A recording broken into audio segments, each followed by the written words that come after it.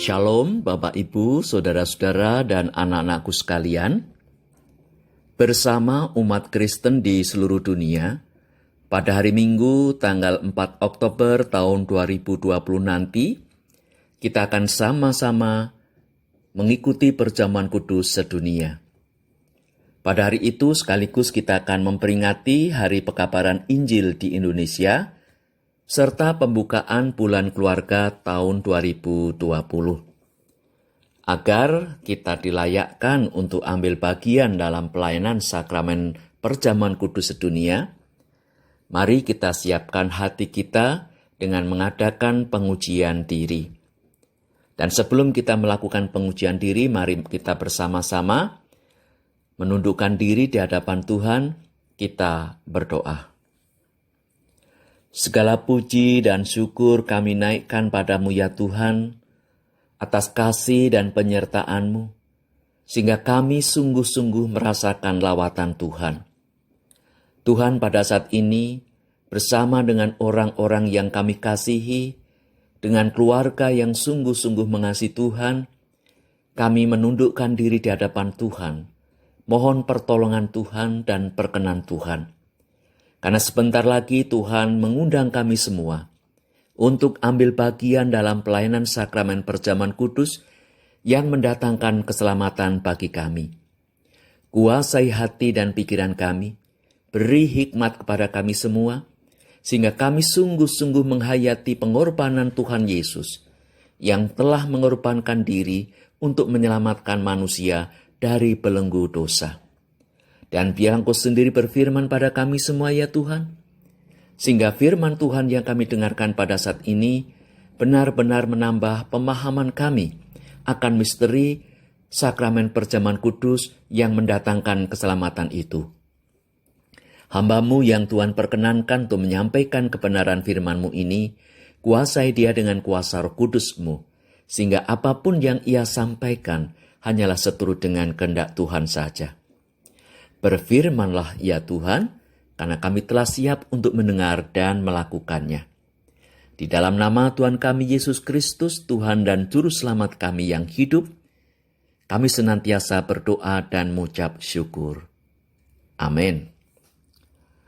Bapak, Ibu, Saudara-saudara dan anak-anakku yang dikasihi dan yang mengasihi Tuhan Yesus Kristus, firman Tuhan yang akan kita jadikan landasan untuk mengadakan pengujian diri atau pendadaran pada saat ini, terambil dari surat 1 Korintus 11 ayat 17 sampai yang ke-34. Yang demikian firman-Nya. Dalam peraturan-peraturan yang berikut, aku tidak dapat memuji kamu, sebab pertemuan-pertemuanmu tidak mendatangkan kebaikan, tetapi mendatangkan keburukan. Sebab pertama-tama aku mendengar bahwa apabila kamu berkumpul sebagai jemaat, ada perpecahan di antara kamu, dan hal itu sedikit banyak aku percaya. Sebab di antara kamu harus ada perpecahan, supaya nyata nanti siapakah di antara kamu yang tahan uji. Apabila kamu berkumpul, kamu bukanlah berkumpul untuk makan perjamuan Tuhan. Sebab pada perjamuan itu, tiap-tiap orang memakan dahulu makanannya sendiri, sehingga yang seorang lapar dan yang lain mabuk. Apakah kamu tidak mempunyai rumah sendiri untuk makan dan minum?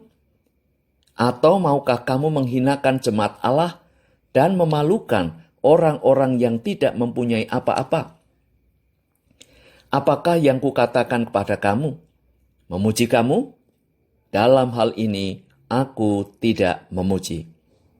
Sebab apa yang telah kuteruskan kepadamu telah aku terima dari Tuhan, yaitu bahwa Tuhan Yesus pada malam waktu ia diserahkan, mengambil roti, dan sesudah itu ia mengucap syukur atasnya. Ia memecah-mecahkannya dan berkata, "Inilah tubuhku yang diserahkan bagi kamu. Perbuatlah ini menjadi peringatan akan aku. Demikian juga ia mengambil cawan sesudah makan lalu berkata, "Cawan ini adalah perjanjian baru yang dimeteraikan oleh darahku.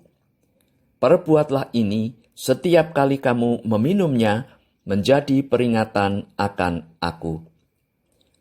Sebab setiap kali kamu makan roti ini dan minum cawan ini, kamu memberitakan kematian Tuhan sampai ia datang.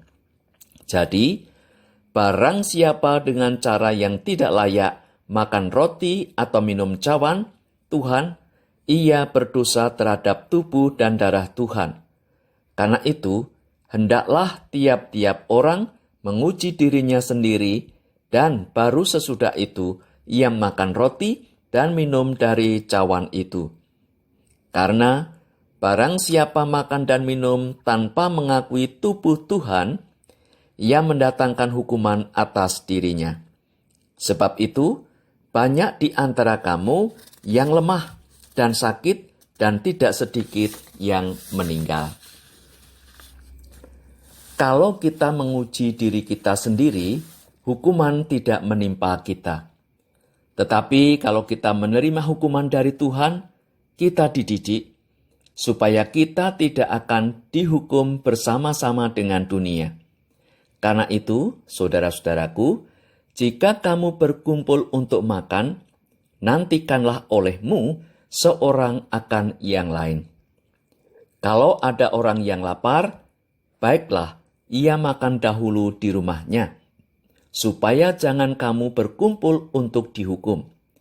Hal-hal yang lain akan kuatur kalau aku datang.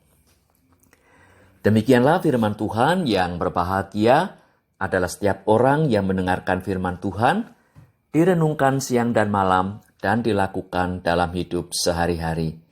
Haleluya. Saudaraku, sakramen perjamuan kudus adalah tanda yang paling kelihatan bahwa Allah senantiasa menyertai umat-Nya. Dalam pelayanan sakramen perjamuan kudus, kita dapat menyaksikan karya agung Allah yang rela mengorbankan putranya demi menebus dosa-dosa manusia. Untuk itu, kita perlu mempersiapkan diri sebaik-baiknya sebelum mengikuti perjamuan kudus. Cara perjamuan kudus yang salah. Rasul Paulus dalam 1 Korintus 11 ayat 17-34 menyampaikan peringatan yang keras tentang cara atau sikap gereja Korintus yang melakukan perjamuan kudus secara salah. Di mana letak kesalahannya? Kesalahannya adalah sesama anggota jemaat saling berkelahi. Mereka tidak mengerti makna perjamuan kudus, dan mereka datang ke meja perjamuan tanpa mengakui dosa-dosa dalam hidup mereka. Oleh sebab itu, perjamuan Tuhan bukannya menjadi berkat, tetapi menjadi penghukuman. Jemaat menjadi sakit dan bahkan meninggal. Perjamuan kudus yang benar. Untuk mengoreksi kesalahan-kesalahan di atas, Paulus menasihatkan agar orang Kristen memeriksa diri terlebih dahulu, agar memiliki pemahaman yang benar akan perjamuan kudus dan juga sikap mereka sehari-hari. Mereka harus mengusahakan persatuan dengan tubuh Kristus sehingga mereka bisa makan bersama dengan Kristus dan gerejanya. Jika perjamuan kudus dilakukan dengan cara yang benar seperti itu, Allah akan mencurahkan berkat-berkat-Nya dengan menyatakan kehadirannya oleh Roh Kudus dan anugerah-Nya bagi umat-Nya. Langkah-langkah yang harus dilakukan sebelum mengikuti perjamuan kudus. Yang pertama, memiliki kerinduan untuk datang ke meja perjamuan. Saudaraku, pada awal pelayanan sakramen perjamuan kudus, biasanya pelayan akan membuka tudung yang menutupi roti dan anggur, lalu mengundang semua orang percaya untuk datang ke meja perjamuan. Ini artinya Tuhan Yesus melalui hamba-Nya berkenan mengundang siapapun yang percaya kepadanya untuk diselamatkan. Tidak dibatasi oleh suku, bangsa, budaya, usia, dan gender. Sebagai tanggapan atas undangan itu, kita harus memiliki kerinduan untuk datang ke meja perjamuan. Langkah yang kedua, mengoreksi diri sendiri. Tantangan yang diberikan Rasul Paulus kepada orang Kristen adalah untuk mempersiapkan diri mereka sebelum makan dari perjamuan Tuhan. Tahap pertama dari pemeriksaan ini adalah agar umat memahami makna perjamuan kudus Tuhan dalam kaitannya dengan Injil. Beberapa orang beranggapan bahwa dengan menerima roti dan anggur, mereka masuk dan tetap tinggal di dalam keselamatan kekal Allah. Ini adalah kesalahan yang disebut sakramentalisme, di mana orang berpikir bahwa perjamuan kudus itu sendiri memberi keselamatan. Perjamuan kudus menjadi efektif karena ia adalah tanda yang dapat dilihat dan representasi dari karya Kristus di atas salib. Yesus menyelamatkan melalui iman kita, melalui apa yang sudah dilakukannya di atas salib. Karena alasan ini, hanya orang yang dapat memahami makna perjamuan kudus yang dapat ambil bagian. Yang ketiga, menyingkirkan ragi. Ragi dalam Perjanjian Lama adalah simbol dosa. Ketika bangsa Israel keluar dari Mesir, mereka harus menghilangkan semua ragi dari rumah mereka. Dengan cara yang sama, Paulus memerintahkan orang percaya di Korintus untuk menghilangkan ragi yang lama, ragi keburukan dan kejahatan, dan menggantinya dengan roti yang tidak beragi, yaitu kemurnian dan kebenaran. 1 Korintus 5 ayat 8. Aspek inti dari pemahaman yang benar tentang perjamuan kudus adalah agar kita meninggalkan semua praktek dan tindakan kita yang berhubungan dengan natur dosa kita, khususnya hal-hal yang menyebabkan konflik di dalam umat Allah. Yang keempat atau yang terakhir, berdoa. Berdoalah bagi diri sendiri agar setiap kali saudara masuk dalam perjamuan kudus Tuhan, hati Anda disiapkan. Berdoalah juga bagi gereja saudara dan komunitas orang percaya di seluruh dunia.